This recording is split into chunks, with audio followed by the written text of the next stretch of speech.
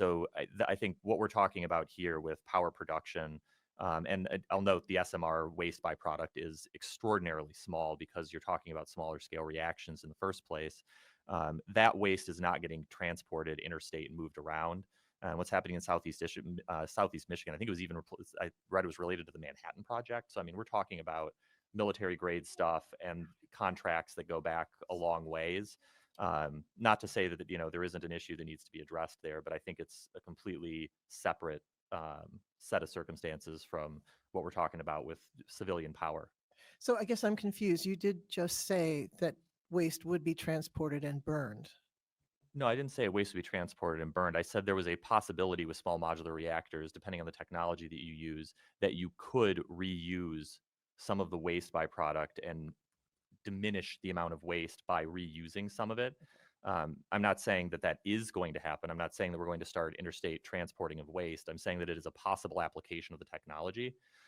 We also have nuclear waste stored in Michigan already. So if we wanted to go down that route, if the technology allowed for it, we don't need to interstate transport a bunch of it in. We've got plenty to use from the production that's happened over decades.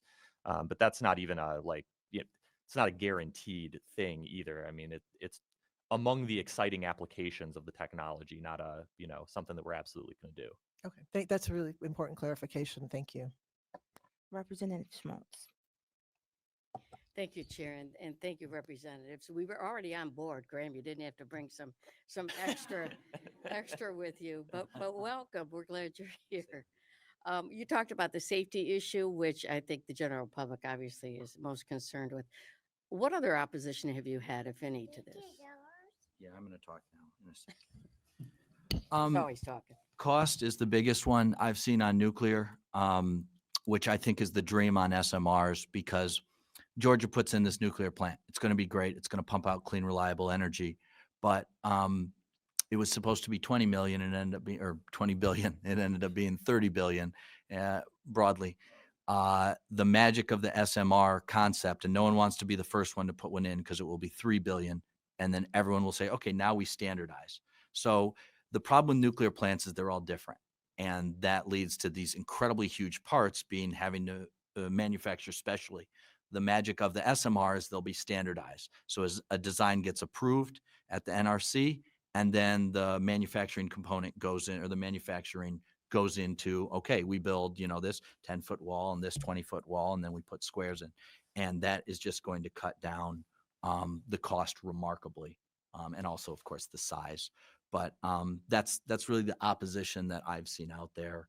Frankly, we've seen in the last year more pro-nuclear than I've ever seen because of these data centers, and the people who or the companies that want to do these great data centers want to run them off clean energy. And SMRs and nuclear energy is probably their best bet because it's so reliable and consistent. Yeah, and the federal government has made good motion towards making the siting of nuclear plants easier and cleaning up a lot of the kind of hurdles and red tape that's brought some of those costs with it. So I think there's some positives, there that the feds there's a lot of this regulation around siting and construction is federally mandated with nuclear energy. So we need the feds to help make it easier and more cost effective, and that's happening. So the cost element's getting addressed. And of course, you always get opposition from the traditionally anti-nuclear types of groups. We've even had those around Palisades. That we're bringing millions of dollars in tax revenue back to a community and hiring thousands of people with six-figure jobs, and there are groups that are opposed to that. It's you take what you get. Thank you. All right. Any more questions? No? All right. Well, thank you, Representatives Andrew and Filler, and your little one. We appreciate your testimony. You're welcome.